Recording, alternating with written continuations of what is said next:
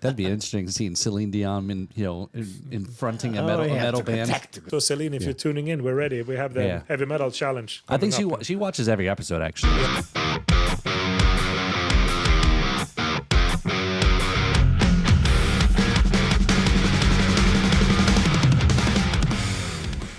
Good evening, ladies and gentlemen.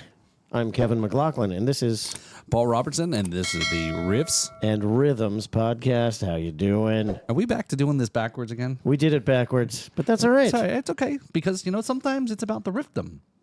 Sometimes it's a beautiful blend of riffs and the rhythms. It's that hardcore rehearsal we always do. We are so professional. Yeah, absolutely. So how you doing, Paul? Doing good. It's been a busy month. Here we are. I know we're just past the halfway point in December, and we're about a week away from Christmas. Have you got your Christmas shopping started yet? Nope. Me neither. Nope. So, and apparently there's a big issue with the post office and issues with getting packages, and so I don't know. So maybe I may not get anything actually in the mail because we all order stuff from Amazon now. Yeah, I was just talking about my first Amazon Christmas. It was good. I bought all my stuff from a local department store, and then I realized, oh no, I got to box all this up and send it. That's never going to happen. So everybody was giving me a hard time for not shopping on Amazon, so I did it, and I was like, you mean all I got to do is check this box and they'll gift wrap it? Oh. And they send it right to you? So then I rebought everything, had it shipped, and then brought everything back to the store. Nice. I may actually this year start shopping by visiting people in my neighborhood and checking out their porches. I've heard that's a whole trend. Yeah, sure. Why not? That's what the kids are doing on TikTok these days. Porch pirating, I think they call it. Yes. So, yeah, there's lots going on. As you mentioned, we had just recently, even in the last week or so, was the Treasure Coast Blues Society Christmas party. Yeah, we had a great party, and the new T-shirt design got unveiled. Very cool. That's right. Very cool T-shirt. T-shirt designed by our good friend there, Mr. Brad Brock. Mr. Brad Brock, and that's a new record. You mentioned his name just a few seconds into the podcast. Brad, you can stop watching now because your name got mentioned, so you don't have to wait all the way to the end. We give you a night off. Yeah. So a lot going on. Actually, I just on a actual odd chance, I saw somebody post on Facebook, a friend of mine, and we're going to talk to our guest about this person because I think he knows this person. But they posted they have an extra ticket to go see John Bonham. Yeah, that'd be awesome to see John Bonham. No, right? I don't want that ticket yet. The Ouija board, but yeah, Jason Bonham's show at the Hard Rock. So Jason Bonham at the Hard Rock. Yeah, so I haven't seen him perform. I seen him perform with Sammy. Remember this summer? Yeah, right? We saw him over the summer. And then so great seeing the Led Zeppelin show, and again, just awesome to see a son of one of the names or greats, and drummers, and just like Tito Puente the summer, earlier this year we talked to. So it's an interesting aspect. But I had a great time. This season is the return of the son of the drummer. Yeah, that's right. So it's isn't that Easter when they return? Speaking of drummers. We've got a longtime good friend, a gentleman that truly, if you're into drumming, if you're into metal, he needs no introduction. Ladies and gentlemen, Mr. Patrick Johansson. Oh, thank you so much. How you doing, Patrick? Doing great. You look great. I've known you for, I don't know, decades, and you haven't aged a day, man. Why aged? How do you do that? He's Swedish. That's why, man. The Swedish don't age, man. Use the Axe rock and roll shower every day. Oh, that's got to be it. Yeah. All right, well, hey, we're going to hit up Access for sponsorship now. That's right, That's the one. Axe is great. He's got no stress. Look at him. He hits stuff all day, every day. I know. You get it all out onto the drum skin. Yeah, the stress is unnecessary. Yeah. He looks good for 65. Yeah. I know. No, he's not 65. Oh, no, why 78. He's 32. 78. Yeah. So, hey, Patrick, thanks for coming on the show. Thank here. you, And we were talking a little bit before the show was, I as Kevin mentioned, I probably have known your name for decades, but just this is the first time I've actually got a chance to meet you in person. I've seen you play it. We were talking about pipers and many places I played. Yeah, there isn't a place. Time. Yeah, isn't a place you probably haven't played in South Florida. It is places I haven't played. Okay. Yeah, it's a place in my hometown in Sweden called Rådhusgården, mean like the courtyard, like the courthouse yard or whatever you could, if you direct translation. And I always wanted to play there, and I never was allowed. I don't know, because they thought my band, they were too loud. There was always something going on. And right before I moved to America, then we almost had the gig there, and I never played there. It's something I always wanted to do. So I remember a few years ago, you were excited about going back and performing at your hometown. Yeah, it's special when you grew up somewhere far away and you go play there. Yeah, that's special. But you didn't play in the courtyard? Nope, not in that place, in the town. It's just a bar, but it was a nice place, and it was a lot of the Swedish bands in the late 80s and early 90s that came there and played, so before they got famous, so they played there. So it was a nice place outside, but people complaining about the loud sound and, the usual. Even in Sweden, people complain about the loud music? Yeah, I guess the Vikings left a long time ago. They don't remember what it, They left a long time ago. Yeah, I heard they're good with the boating. Yeah, they were. It's like, too cold. Yeah. So, but yeah, so let me ask you though, is how long have you been here in Florida or the U.S. or how'd you end up in? No, I played drums with Yngwie Malmsteen, and the first tour we did was South America, but we used to rehearse in Miami.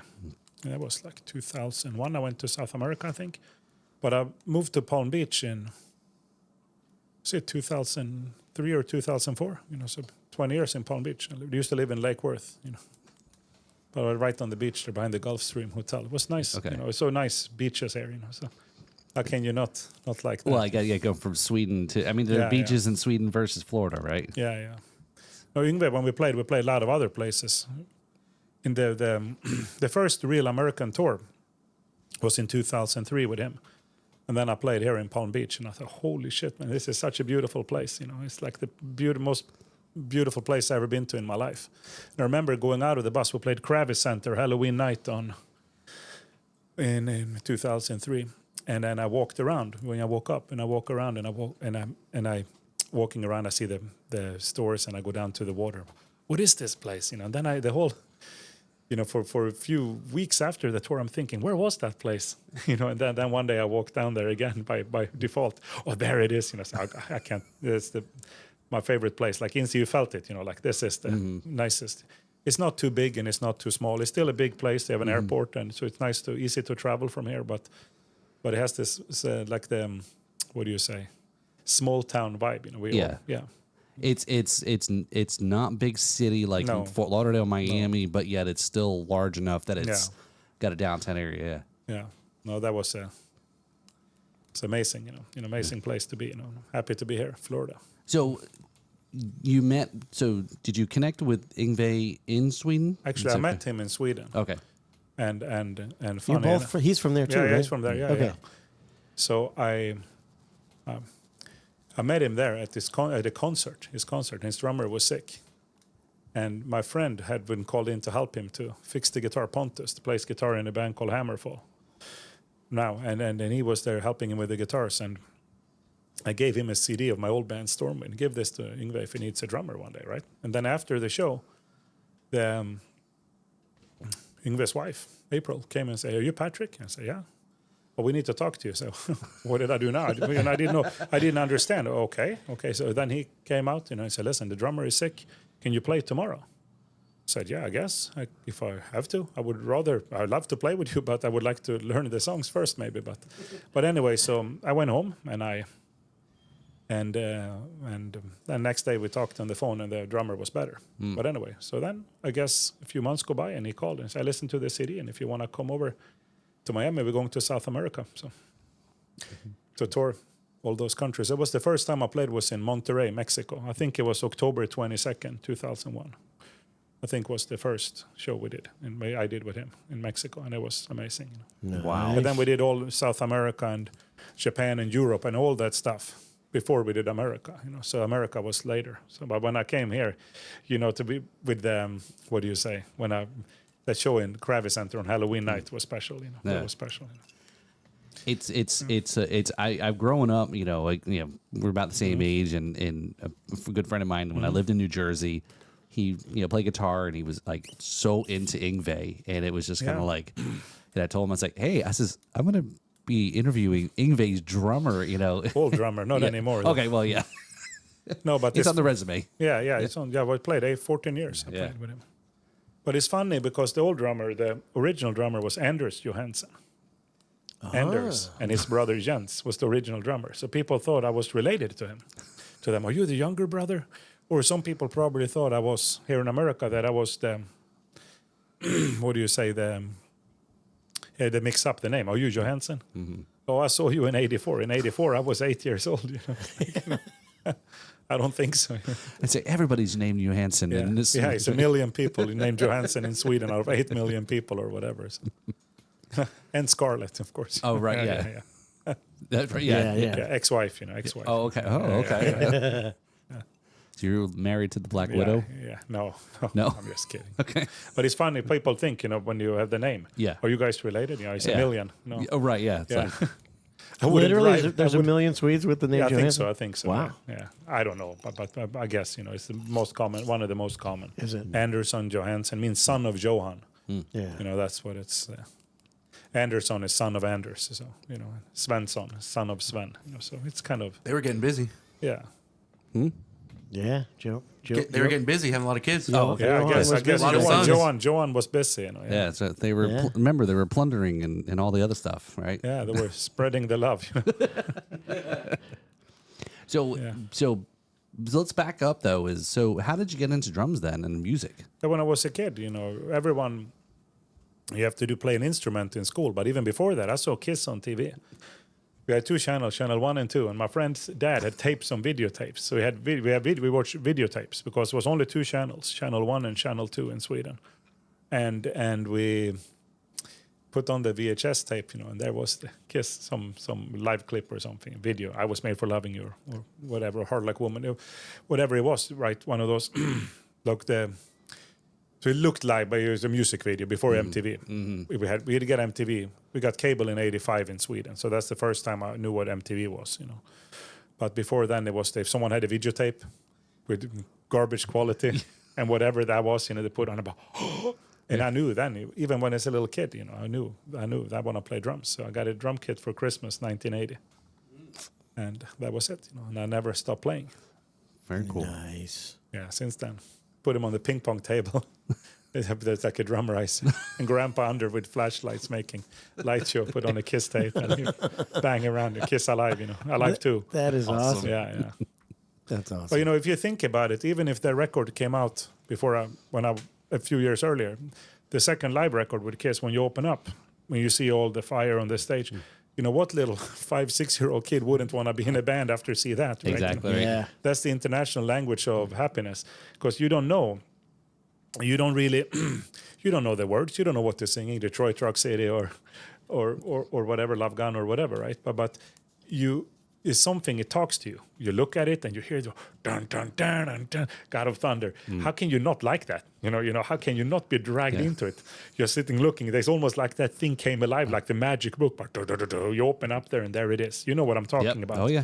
Kiss Alive too. Yeah, that one. Yeah. I think that when we were talking about like how we used to listen to music, like we did a show about like the cassette. I had a cassette, the Sony Walkman, and a Discman, and they actually brought in an album. That's actually was the Kiss Alive 2 album. You stare at the It's album like, art. Yeah. Listen. It's a religious experience. Yeah. I'm happy to say I found out there, my youngest trying to get him into Christmas and things, and said, and I was like, this is great because again trying to get connecting with your kids, or I don't know if you got kids, Yeah, but I got a yeah, daughter it's named Shandy after a Kiss song, Unmasked. Same record I got the year I got the drum kit, the new Kiss record, Unmasked. They come with a poster with the Take the Masks Off, the cartoon album. Yeah. Second song, first side, Shandy. And I thought even then, if I ever have a kid, that's the name. that's the name of the kid, Shandy. It's awesome. All my life I knew if I have a daughter, that's going to be Shandy. So if you ever have more kids, you may have a Beth and a Christine, or no? I don't have any more kids. Okay. So there was only one, So that's how it ended up being. And so that was the no question about that, right? Right. Yeah. All right, let me ask you. I'm going to ask the tough question now. Yeah. I have a feeling I may know the answer, but okay. So multiple drummers in Kiss over the 40-year career. 50-year career, right? Who's the drummer? Who's your Kiss drummer? To me, this is weird because, of course, Peter Criss is the original drummer. Without the first 4 guys, there would have been no Kiss. Right. But if it would have been the first 4 guys only, there would have been no Kiss either, So when Peter left, Eric was a good replacement. Mm-hmm. When I was a kid, Eric Carr, first posters, except the one in the record for Christmas that year, the Unmasked was Peter on it. But the when you buy them at the store, that when I was a kid, it was Eric Carr was the drummer, and they still had makeup. Eric Carr and Ace Frehley, then with Vinnie Vincent. Mm-hmm. And they had this magazine in Sweden called Poster. And every magazine had a poster of Kiss in it. It was just folded posters, 4-page posters, like pin-up posters, like you put on the wall. And so we go buy them at the grocery store, those posters, and they were since the 70s. So they just came. I just saw the end of that at a Kiss special 1980 when they were in Sweden, and a Kiss special 81 with all those things. So Eric Carr was very special, and that's probably why I started playing drums. Because of him when you were a kid. It was all the magazines he was there, and on the records, the Creatures of a Night with that was the thing. But I love Eric Singer too. He did a great job. And I think there is not one Kiss drummer. They needed all 3 had a purpose in the band for the reason. Right. All 3 amazing drummers, and they did the very good job with Kiss. Because the Live 3 is great too. The way Eric Singer played on Live 3, more his own style on the old classics make them sound a little different. Every time you change the ingredients in a band, they're going to play it a little different. Right. And Vincent play a little different, and it's great. So it's the same great songs with different versions. So I like him all. I saw the last show last year in New York a year ago, and it was amazing. To see. So I'm happy with any lineup. I don't have a preference. Right, honestly. right. I'm glad the way it started for me, and how it ended. I think the last show was awesome. It was great. And I think it was very cool because they play songs from the whole career, from the whole catalog. So I don't have a preference at all. Okay. I have a preference is the songs, and the songs are with a band like Kiss, or any big band. It's not really how it sounded when we saw them 83 in a football stadium, right? It's what we think we saw. You're exactly right. And if you go back with it or listen to a bootleg recording, or you go back and really heard what happened, your memories and emotions are enhanced. What happened. So when we saw the last Kiss concert, and a lot of my friends from Sweden, those emotions and feelings, they were replicated. And that's why I think that was a good ending for the show, because, and it's not what we thought. It's not only what happened at the show when we were kids. It's what we think happened, right? You know what I mean? Yeah. So it's an illusion. It's a little bit of the Chris Angel mind freak, right? Because we're so attached to the music. And any band like that, right? Any big band, any big movie you saw, Star Wars, if we saw it now, would we really tattoo Vader on our arm? Probably not, right? But when we were kids and we went to a movie theater with Grandpa, see Empire Strikes Back, how can you, the big spaceship coming over is magic. It was a magic time. Yeah. And the Earth is 4 billion years old. So I'm just happy I was here when Kiss was on the radio and Star Wars was in the movie theater. And people were nice to each other. It was a great time, Yeah, That's a good it, point. it sucks if you're a caveman, I guess, because you missed out on you that. missed out. Or if you lived in a country that didn't show Star Wars. Yeah. Or in Germany when Vader spoke German. I saw a video once. I bought at the truck stop when I was a kid out playing, because I traveled when I was very young in Europe before I played with Yngwie too. And we bought VHS tapes to watch at the hotel. And I bought Return of the Jedi in Germany. And he spoke, wo ist dein Vati, Luke? And he's speaking German, right? That's going to be scary as Yeah, heck. it was That's going to be really scary weird. as fuck, right? Yeah. But that's like long time ago. It's like 35 years ago. But still, I never forget, man. Oh my God, it's Vader. I wonder what happened to that tape. That's probably worth a lot of money. Yeah, right. Darth Vader speaking not your German. father. That would be scary. Yeah, that was really weird. Maybe they should have bought Freddy Krueger too. Oh, Wow, yeah. I don't know. The German accent is scary regardless, Yeah, right? it just makes a different presentation of the feature Which movie, you're- right? right, Yeah. You're not really expecting that one. Yeah. But anyway, yeah. So no, that's very good. Yeah, I think we're all 3 of us, because we've talked a lot about Kiss and Kiss influence on Kevin and That's me. what got and- me started in music is Kiss. Yeah. Right, like you said, kids loved it, parents hated it because there was some, No, my parents didn't hate it. They were my grandparents and my mom and even my dad. Even if I don't seen him in a very long time, but they were never ever any real with the music. They were just glad I liked something. They saw, he likes it. Okay, so buy him records for Kiss T-shirts for Christmas then. Easy gifts, right? So there were even teachers in school, substitute teachers. They had some rare, different pressing from different countries, right? You know, different album cover or some fan club book or something from Argentina or whatever, and then that's very rare. And I kept it all my music all the music memorabilia. I have it all. I shipped it here to Florida. Oh wow. Yeah. Interesting. So, I have every little pin, every little book, everything I ever acquired. I never got rid of it. And then it was because everything has a story from that stuff. All my Star Wars figures still have them too. Kind of like the 40-year-old virgin, but the 48-year-old virgin, I guess. Oh, that's wild. Collecting action figures. Oh, that's gonna be an interesting clip there. Yeah. That's a good clip. Yeah, it's a good one, right? Rocket firing Boba Fett is still the holy grail, right? You know?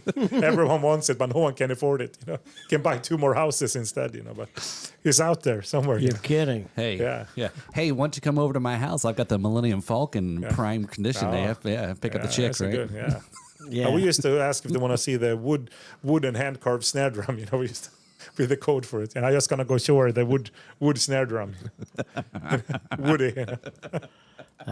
It doesn't translate in English, but it was, you know, Paul had those codes, so. That's awesome. Very cool. Sure, So- the snare drum.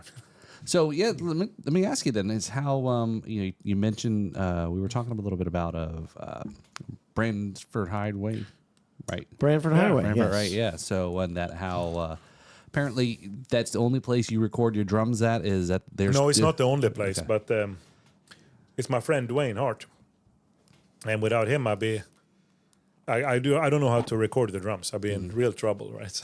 So a lot of times we used to have a studio. He used to have a studio in Davie, and it's funny story when we go with Yngwie for the American tours. We used to sometimes get gear from SIR when people come in, or someone has, or we needed extra gear or whatever. And then we go to SIR. The guy worked at SIR was named Dave Thomas, was a bass player in a band called Five Skin, which I think is funny. You know, if I would have been in a band called Foreskin, you know, you know, but anyway, so he said, "You want to come see my band?" And we became friends, me and Dave. And then one day he said, you know, "Hey, my friends, we're looking for a drummer, and we have a nice studio. Come and check it out." And I went up there in the place, and they were really good players. It really took me by surprise. But holy shit, those guys can play. Because a lot of people say, "Oh, we have a band. I work at the SIR, and I have a band." Okay, no problem. You know, sometimes it's good, but a lot of times it's not that they're not good players. It's just that they have the other side of the idea with music, right? They work so much setting up the show, so they don't have time to have the band. But he had time to do both. And he introduced me to Dwayne and Tom, the other 2 guys of that band that became Kindlin later. And they've been doing for more than 20 years now. So, yeah. They started also in 2004 or something. And then I had a recording I needed to do. So I said, Dwayne, I can help you record. Okay. So he started recording drums, and it came out so good. The sounds in the studio there from that old Pearl Export drum kit in the barn. Very simple setup, but it was good. Good room and a good mic placement, and he knew how to, you know, it doesn't matter how fancy equipment you have if you don't know what you're doing. You know, it's very easy to screw up a sound, right? Especially live, because you can't fix it. It's now or never, right? People have one kick drum, forgot to turn on the other one, or they have the keyboard patch so loud, or backing tracks that's blazing over the real band, you know, so you can't hear it. It can be real nasty. But he knew if you have the ears and you have the hours put in, I think that's the most important, you know. That's right, because I guess, you know, let's say you very small 4-piece drum kit could sound monstrous. That's with the usually right what I tuning record. Right. I usually record a kick, snare, and 1 rack and 1 floor, and only crash and ride and hi-hat, you know. 2 crash, 1 on each side when I record. Lately, I've been doing that. It's real fast. I like to have 2 kick drums so you can control it, because you can get it a little different and a little easier if it's fast With the stuff. double pedal Yeah, instead. instead of the pedal. I like 2 drums, so it's better. But if I send it out and I don't know who's gonna mix it, I just do like a session, a few songs, and I just do 1 pedal, because I don't want to take the chance that one is not coming through. It's harder to play, I think, because the pedal with the link, maybe it's in my head. It feels more natural with 2 drums because it's exactly the same motion. Right. And then also they don't never sound exactly the same. But when you hear the taku, it's kind of a little bit off. It's okay. Right. As long as the volume and the punch is the same. If it's one, a little bit snappier, the left one. Right. Maybe, you know. And I guess you're right. It's the pedals same, two beaters, individual, one bass drum, but yet maybe it's because of feeling of you're sitting. Yeah, but it's also the way it's hitting on the same. You're not sitting 100%. If you're sitting, when I have one rack tom and a floor tom on each side, actually, also, so it's all symmetric. When you sit on the double pedal, it's not symmetric, and also when the left pedal, sometimes when that link gets weak, it goes deeper. It's not exactly the same motion, it's the same response. It's very minor. You get used to it when you sit down for 10 minutes just and play with it. But I like when you have to take the balance. So you're gonna take the chance when it goes to the whoever is gonna mix it. Because the last record I did in Sweden before I moved to America, Stormwind in 2000 or whatever it was, 2001 maybe, and then they had the one song, one kick drum was missing, and before that I would always record with two kick drums. I never ever, oh no, what happened? But as the time went by, the double pedals and the hardware got better. So you buy a new C-Link they do for the Pearl Demon drive, that is. There is no difference really with that one. Then it's very good, pedal. But I think the big drum head and the big drum, if you have a big 28-inch or 26-inch, you want the Bonham sound, then you kind of have to have two because it's going to be so much air moving. So sometimes, boom, next hit doesn't cut through. Right. It's not enough for the air to move around. Or if the sound guy don't know how to set the gates, also. Yeah. Sometimes they say the release on the gate and the reverbs and all the compression, gate compression, all that stuff I don't know anything about. But Dwayne does, and that's why we recorded the drum set, Dwayne's studio in Lake City, Florida. I gladly drive 6 hours there and sleep on the couch and drive home when I'm done with the recording instead of go somewhere else. But Power Station here, I've done a bunch of records there too. That's good too. It's good too. Cool. Yeah, Paul knows what he's doing there. Yeah. Oh yeah. Yeah, I like Paul. He's good. Paul is great. They're all great. Rob, all of them are And they've great. got my favorite console of all time in there. Yeah, 1 of 7. There's only 7 now? Yeah, I think so in America. I think so. Oh, yeah, that's the best sounding console. there Yeah, is. yeah, but that's depends what the budget the band has. Depends what the budget. If they have the budget, I don't mind Power Station one bit. It's a different, and if they're available, sometimes I call Rob, and they don't have time because they're a very busy studio, and so they should be. It's an amazing studio. Yeah. So if I have to do something over the weekend and he can't get you in, you have no choice, right? So it is a balance if the budget or the thing, what's going on, what you want to do, and what the sound they're looking for too. If it's something very big, that is a death metal record or like a fast metal record, it's not as important to have a big drum sound as the more slower stuff, because you can't all attack is all close mic anyway. But if you're gonna have the room like, now you have to be in the room. Yeah. The room is important, Right. Yeah. Yeah, they've got great room mics in there, and that room is really good. But then it's another thing people forget. It's actually who's playing it too. Yeah, well, That's the most important.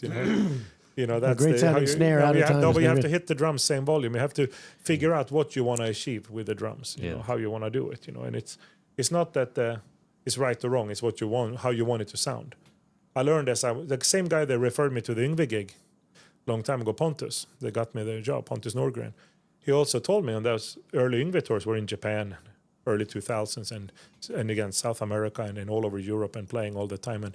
And he said, don't hit so hard on the cymbals. What? Hit the lighter on the cymbals, and you can hit the drums as hard as you want because it doesn't matter.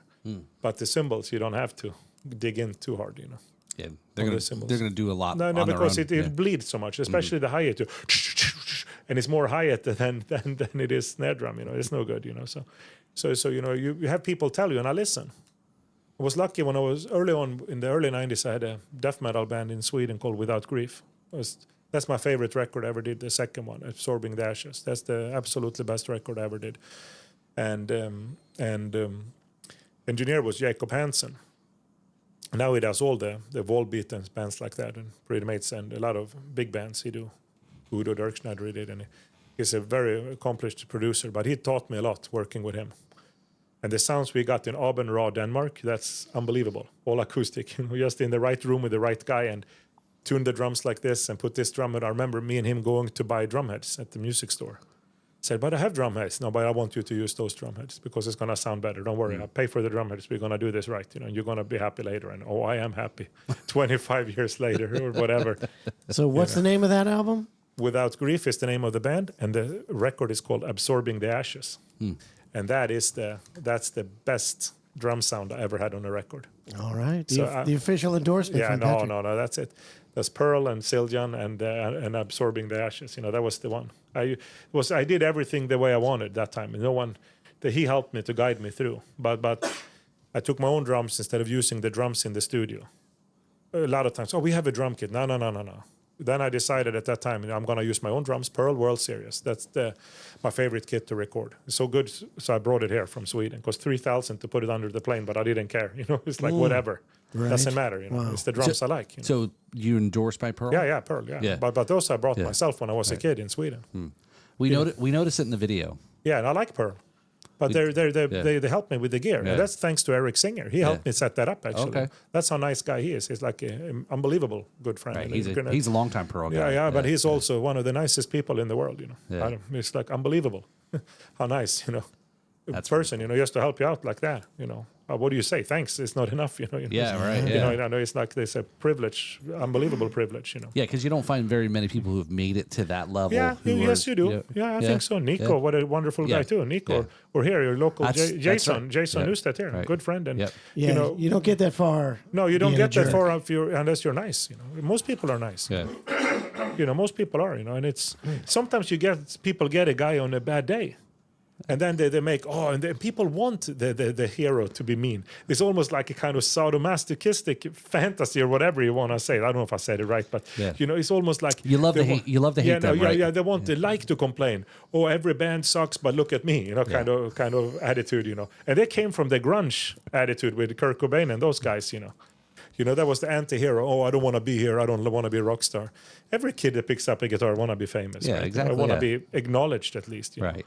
You know, then maybe later they find out they want something else. But when they came out, that whole 90s grungy thing, and I remember that there were no, I don't want to be famous, and they tried to have a message. The message should just be to rock and roll all night and party every day, right?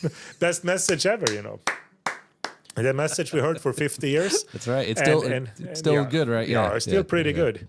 And in a galaxy far, far away is pretty good too, right? Absolutely. Yeah, no, but The but best that's would be if you could rock and roll all night and party every day in a galaxy far, far away. Oh yeah, that's right. How about that? Yeah, it would soon be good. maybe we can. You know, That's soon. right. In the Cantina bar. Yes, we'll get That's right, we'll get a gig in the cantina bar. Yeah, Yeah, that's a good one. You know, Yeah. or at the Jabba's Palace. I think you're right. Yeah. I don't know. I'm gonna watch out for that trap door though. So Yeah, that's good. Rancor. Yeah. Rancor is the bouncer at the bar. I don't know. Yeah. Speaking of talking about watching movies in the 80s, right? Again, you're a kid, you know, and your Kevin was already, 45, I think, back when we were kids. Yeah. And but like watching the slave girl or Princess Leia in the slave outfit, it's like, oh, this is what we're into now. Is a little S&M. Listen. Uh-oh. That was a good one. You know, that was a good one. You know, Absolutely. I think any guy around the age of 50, from 45 to 50, everyone have seen Return of the Jedi, and every guy realized that the Swedish sword had more than one function after that thing, right? You know, so that we realize, it's something special with girls, right? You know, realize that she's Right. very pretty, right? And then when you get Yeah. married or get a Yeah. girl, you say, hey, can you dress up like Princess Leia and Nah, put some Cinnabons on your ears? Nah, that wasn't a good costume. The one at Jabba's Palace, that was the one. Okay, yeah, right. That yeah. was the one everyone. Yeah. You might know this because you're a big fan. I'm a big Star Wars fan as well. Do you guys know what the music that's played in the cantina? Do you know what that's called?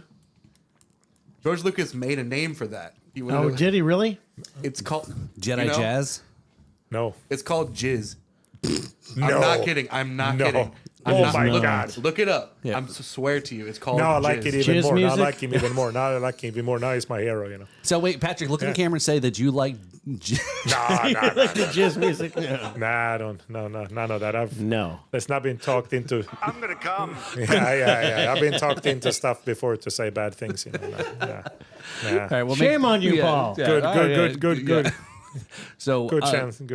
Good try, you know. Good try. So Patrick, we've got a little segment here that we talk about, and it's about road stories or whatever. It's I guess we're now calling this Reach Solar Tales from the is Road. this okay? Yes, this is the Reach Solar Tales from the Road segment. Cool. So yes, so get your solar installation panels. Check out Reach Solar there. So this is a story from the road, something crazy that you're allowed to share in 50 states or No. Listen, we spoke about Kiss.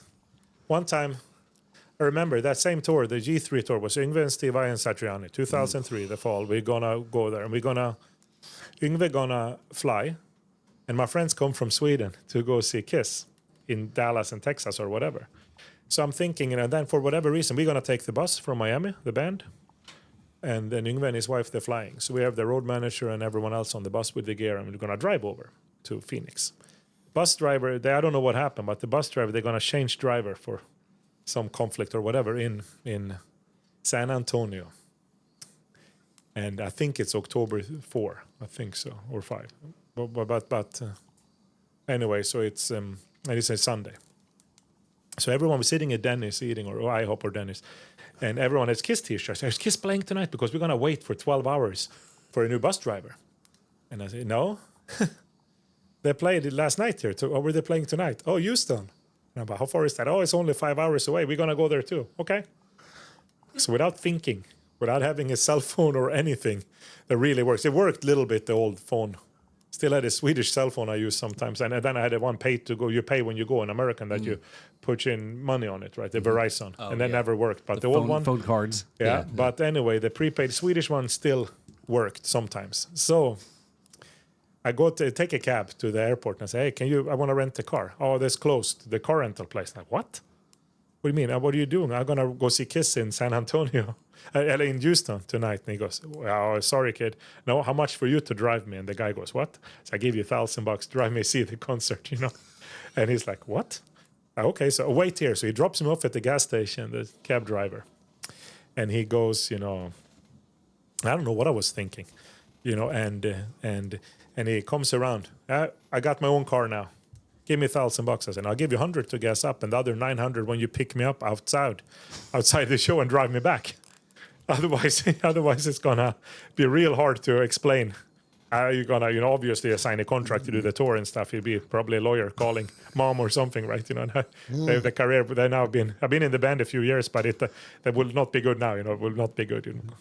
And anyway, so I said sure. So he drives me, buys me Subway. I never forget. We can have Subway. We eat the Subway. Drives down to the show, pulls up right before they play. They have a first row ticket for $100 or something. I have tickets. Oh, they're starting now. So I walk in. They start playing. Then when they were done, I walk out and I say, oh, dear God, hope he's here. And he's like, honk, honk. And he's sitting there waiting, comes up, drives back. And when I came back into San Antonio, the tour manager calls on that Swedish one, where are you? You better be real close now. Coming right in there with all the merchandise. Yeah, where you been? I've been to a concert. Where did you go? Don't worry about it. I hide in the bunk.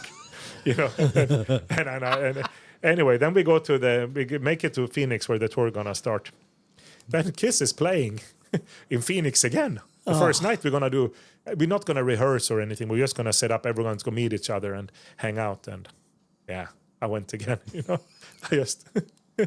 But that time, Yngwie's wife, she knew. She actually gave me money to go. She said, do you want to go see Kiss? Sure. And then I come back and said, oh, my sister, she told me you already went the other time. Yeah, no, I went twice. Sorry. But it was, that's a crazy, funny story. I think. How many times have you seen Kiss? I don't know, almost 100 times probably. 90-something times. Oh, wow. Yeah. But just that sometimes you don't realize what you gamble. You gamble the whole... everything on red, right? Because if that doesn't happen, if there's something goes wrong that's why they don't want you to leave. When I asked them, hey, can I just fly on my own? No, it's a big tour coming up. It has to be a bad idea if something happens. Right. I don't worry about it. I do it anyway, It's like, and then there was never, okay. I remember coming back with all the shirts and they all, where you been? I've been to the show in Steve Vai, etc. And everyone just laughing. I guess you like Kiss? I said, yeah. Okay, hope you have a good gig, good tour tomorrow. And then no one said anything more about it. That's funny. Yeah, but that's one of those I think it's a funny. I never drank. I never done any drugs or anything. I never cared for that. I just play drums and be happy and go to concerts. But you only live once, so we better live and enjoy it. That is true. Because it can end like this, right? It can end in a moment. And many times we hear the stories, people for the wrong turn and you just run into a drunk driver or flip the car or an alligator eats you or whatever, right? And so just enjoy it while we're here, So I think that's a funny story. There's other stories that's not as funny, but that's to you are dedicated. That shows how dedicated you almost threw away all of that. All of it, all career to go see. Yeah, and get 5 hours away. Yeah, get in a car with some stranger, and I had Yeah, 5 hours each way. Wait, hold on. You said you got Subway? Yeah, he bought me a Subway at the. Did Jared from Subway give you a ride to the? No. Okay. This was another guy. Okay, I was just yeah. Okay. This guy's name was Inspector Callahan, I think, from San Francisco PD. Oh, there you go. Yeah. No, it was a nice guy. You never know. Yeah. But you can tell when you go in the car, you can tell if the guy is nice, an older guy. You can tell. You learn quick when you. I traveled a lot when I was a kid. You learn. You can be wrong, but usually You can pick up on the vibes. Yeah, you can pick up on the vibe. You know, what is this? You know what is not. You know, you can tell. Otherwise, and as long as if you're sober all the time, if you don't drink and do anything else that you're under impaired, then you can make a good decision. Best self-defense is to run away, right? And avoid the trouble. Best the awareness is the number one thing to be aware of what's going on. Best way to save money is not to spend them, right? That's true. Yeah. It's not how much money you make; it's how much you How much you keep? How much you keep. Better make. You can make. We make $600 an hour in Kentucky when we're playing, but you have to buy your own gas money, right? Go back and forth every night. You play there every night. It's no money left. We would be in trouble then. I would get an apartment in Kentucky. No, I said on this trip, as Patrick mentioned, it's smart to not drink, and not travel because your faculties is not with you. We'd be like, dude, where's my car? Oh, I don't know. Well, my faculties aren't with me normally, so it wouldn't much matter. You weren't supposed to do that. Exactly. That's one of the stories, one of many interesting episodes. Very so cool. you've done a lot since you played with Yngwie. Yeah, I played with other bands. Yeah. W.A.S.P. in Pelletieri, Steelheart, a bunch of those 80s bands. But Yngwie was good because I was played on the records and all that stuff, And that was why it was special, to be there. And I enjoyed their music, So that was a big part of my life, Right. Thankful that happened, that you had the chance to do that. And also to be when it was real, he always played live. A lot of bands enhancing stuff live, but he never did. It was always the only thing there ever was the backing vocals on that Heaven Tonight we had on keyboard. So because it's dark, we go on the stage for encore for that song. And then when he played to the classical piece, he did a solo over the classical fugue. It's impossible to have the orchestra, but everything else was always live. Whatever he sing and play, we never the same twice, right? It was all 100% live. No trickery. It was all. And that to me that was the most important. Because you learn a lot from that. Right. And then he changed into listening and stuff. And he's obviously a very good guitar player, but he has a good ear for everything else. And also he's good to play with because he was always nice when it comes to playing. He never stood on the stage and were mean to anyone or like that ever, which I was surprised, But he was like, yeah, okay, good. Oh, that wasn't right. We do a little better next time. So he's actually a decent person, that people never, if they saw it, but they don't, because it doesn't sell records, right? Everyone would like to say something that's not nice, right? But there is actually was a lot of good memories and funny memories, right. And the fact that when we played, he was always wanted to rehearse and he was happy playing and he loved music. And to see other people love, when everyone goes together and they love the music, that was great. Other bands played with later, other established bands, and they just go up and do, okay, we're good. And they don't have the passion. He has the passion and the thing. You see in his guitar case, he has a toothbrush and like a razor, right?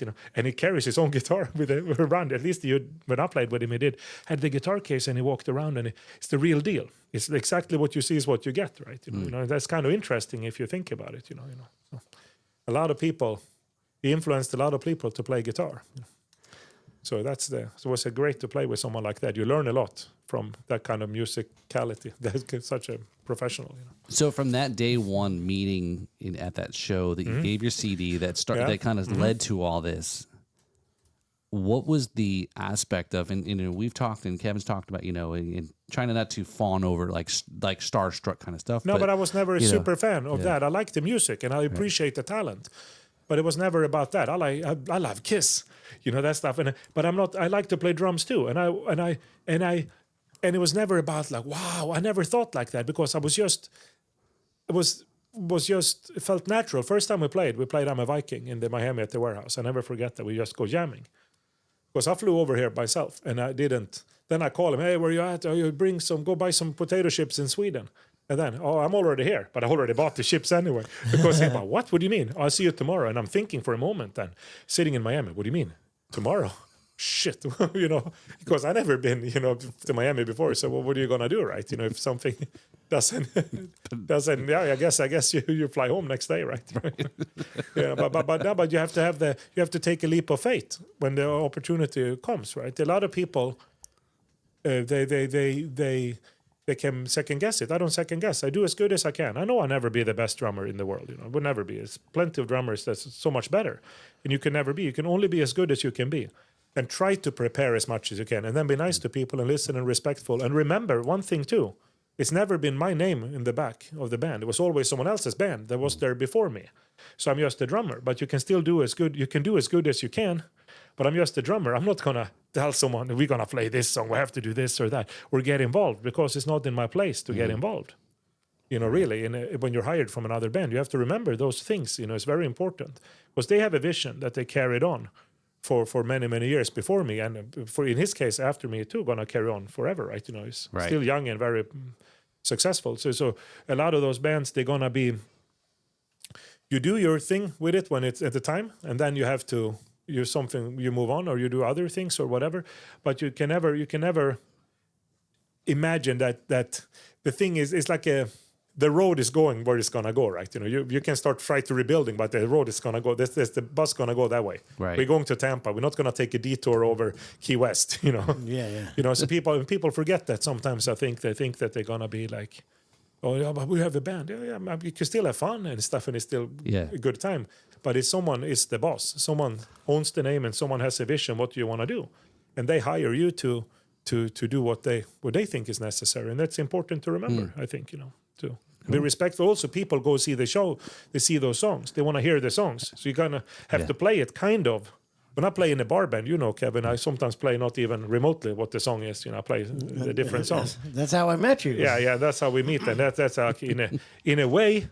I think that's funny when you play with friends around. But if you do a tour and people pay money for the ticket, and you have the same approach, it might not be so funny. Yeah. For you might with Celine Dion. I don't think you'd be. I don't think the cab driver pick you up 5 hours away. I think he leave you. He'd be paid $2,000 to leave you behind. Yeah, that'd be interesting seeing Celine Dion in fronting a metal band. I would live on whatever that Titanic song might is. Be really good. Might be really good. Might be good. That might be the new Nightwish. It could be. Yeah, that's right. Oh, there you go. Good song. So if she's listening now, she should consider it. Does she still live here local? I don't know. Did she? No, maybe she moved to Vegas. So Celine, if you're tuning in, we're ready. We have the heavy metal challenge. I think she watches every episode actually. Yeah. We should have a King Diamond tribute. Merciful Hate. Yeah, there you go. So a real story by Titanic. So I know we're kind of starting to get wrapping up, Patrick. Do you have somebody you want to recognize? An MVP. This is our House of Wine, Beer and Spirits MVP of the week. Somebody you want to recognize? Somebody who, whether it's the cab, your cab driver, the cab driver that saved your career, or whatever you may have it. Somebody you want to recognize, give a shout out there. No, but there's so many to think about. But I have to say, my drum teacher, Hans-Erik in Sweden, Hans-Erik Randin, he taught me everything. If he didn't show me how to play the drums and how to learn on the spot, and to teach me, give me the tools I needed to. Not to be amazing good drummer, just to be able to get through the night and to get from point A to point B and not get discouraged. And also the thing with the business side there, as I said, that you remember who's the boss and that it's not your band, and you not come in and have this, you have to be respectful because people have a vision. He always talked about that stuff, and he taught me also all the rudiments, of course, but stuff like that. Right. To me, that's very important, But then it's also important, guys like Eric Singer, Nico McBrain, as good friends of mine, and also that how they are so nice and professional, and see them, how they act with other people.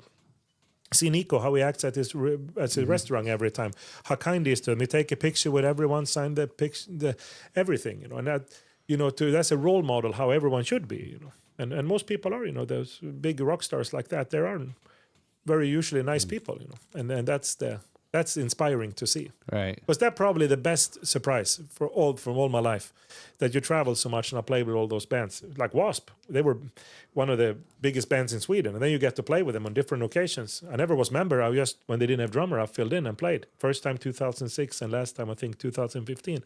But again, to be able to play those songs and meet other people on the festivals in Europe and all that stuff, and meet them and hang out and hear stories, you know, and the memories. And most people are nice people, and they're genuine nice people, and see how much we all have in common. And that's inspiring. You know, if you ever could imagine that when you were a kid, the worst, almost every story is a good story. You know, I have to say it. You know, you know, it's been a good ride. You know, and it's always from the bar I played tomorrow till the arena I played 20 years ago. You know, or whatever. It doesn't matter. It's all been great. Different stages in life. Yeah, that's cool. that's the. That's something. Yeah, I guess. That's some, How do you say it? This is good stuff. How do you say it? Yeah. Yeah. But the true MVP, that's my daughter, Shandy. You know, Oh, there you go. Okay. That's she's mad I don't play video games with her tonight. Oh, sorry, Shandy. No, she don't want to play. Maybe I'm mad. She don't want to play anymore. That's the best memory is playing Super Mario with her. Oh, she goes, wake up, Bowser. You know? I always had find Patrick, it was like with my boys, it's like I realize it's like I get sad that I no longer can beat them, and they've now surpassed me, and so it's like a proud dad moment, or like the what do they call it? The grasshoppers now become the master or whatever. Yeah. They're saying, yeah. You know, kind Well, of thing. I have a good one. Yeah. I have a good one. When we played the Zelda, was a new one, Link of the Past, I think. What's the one in the egg? The new Awakening, I think it was called. A new one. She picked it herself in the store. Daddy, when she was like 6 or 7 years old, during the pandemic. I want to play this game, Daddy. It looks really cool. Link is in an egg. I want to play it. Okay. And it was a place, there was some guy, one boss fight, a little mini boss. I couldn't beat it. There was no way. I help her out to play a little bit if it's something hard. I can't do it. And I said, can I try, Daddy? I said, if you beat that boss, I give you $100. And she goes, boop, boop. And then she goes to go out, okay, Daddy, you owe me $100. I said, no, $100. You know? So she made me pay her too. So, Yeah. Cha-ching. Cha-ching. Good job, Shandy. that's what we do, you know. And that's, but whatever. I had to pay her. Motivation. If I don't pay her, you know, I mean, my word is worth nothing. That's right. Should you want to play again? She'll remind you forever. Yeah. But she remind me still that she won. You know, so. So, that's pretty cool. So, man, this is time flying by here in this episode, man. It is. So, we got so much more to talk about, Patrick. Yeah, that's So, great. Can you come back another day? Yeah. Come back next week. Yeah, Yeah. come back next week, will you? I'll come Yeah. back next week. I'll be back. And There you go. you'll be back too. Mom and my sister that's watching, thank you for watching. So it'll be. It will be Christmas Eve. I know. So Yeah, no present for Christmas. it's right. That's right. Remember that, King Diamond? It was a record, no presents for Christmas, with him and the reindeer on the front. I had Dude, forgotten about that. I don't know. I I've always heard like again. We'll talk a little bit next week is about some of the the names that you mentioned but even just the stories that before the internet of King Diamond, who he was and what it was all about. Oh, and, it's awesome. Again, nobody knows because again there was no internet and you just go on rumors or stories and that things. guy, man, he was the best man. Yeah. You know? What a nice guy. Man. The What a voice, nice the guy. voice. Oh, I just saw him in Vegas last week, and 2 weeks ago I saw him. When was that? The 30th of November, I think I saw him. Yeah, that was today. Yeah. So and he's still unbelievable. The voice is like as good as it was in '86 or '87 in Sweden That's awesome. at the ice hockey place in Sweden. oh. A little warmer in Vegas than in the Sweden. Right. Yeah, right, I bet. And we have ice hockey in Vegas now, right? Yeah. Now we have ice hockey, but no presents for Christmas. There you go. So, all right. Well, cool. So, See you Christmas Eve then. Merry Christmas. Yes, right, yeah. that's right. Hopefully you'll get some good gifts. You know. So. I'm hoping. We'll find out. Find out. So, Yeah. all right. So So that makes this an episode, right? that's right. Well, all right. Hey, thanks, Patrick. Well, thank you guys for having me. Thank you, Paul, for putting all this together. Sure. We've got Devin over here That's right. over there on the Ox. Yeah. He's over there sweating because the air conditioner went out here. I I'm still kind know. of hot. First world problems in Yeah, Florida. it's the Jabba's Palace. In Jabba's Palace. That's right. Yes. He's playing his sad music. That's the requiem for the air conditioning fan that's belt. the one. Yeah. So, all right. So, well, hey, this is the Riffs and Rhythms podcast. This is, Paul, and I am. Kevin. That's right. So don't forget to check out the Spotify, Apple, wherever you listen to podcasts there. Give us a rating, 5-star, hopefully, if you like this. And check it out on YouTube there, Riffs and Rhythms website. we've got some activity going on the old TikTok. Of course, we finally figured out how to work TikTok, and now the government's going to finally take it away, right? Are they? That's the story. So Well, I better not do a long-term ad campaign with them. Yeah. There you go. That's Yeah, the TikTok. exactly. There's your TikTok is TikTok. going to land. Take a big dump on it. So Are they really yeah. getting rid of it for sure? They're supposedly pressing it. So It's supposed to be banned unless an American company buys it. yeah, by January. So I think there's Oh, a okay, deadline. yeah. So, but we'll see what happens. I don't know So how you folks- ban software though. So I mean, how's that They'll actually block- play I don't out? know. Take a- Communist take a countries block. do it really well. So. Yeah, well, right. Yeah, we talked about this last week about the North Korean porn. Yeah, sure. Yeah, North Korean porn. They show people who have food. Do not come. Yeah. All right, let's wrap this show up here before Devin gets out of hand. There we go. So the ghost. Well, thanks again. We'll see you next week. Cheers. Cheers. Oh, this ran too Empty, long. yeah, We empty. ran out. Cheers. Cheers. I brought my own. Huh? There you go. Can I It's get a Subway. Look at Can I that. get my Subway in honor of the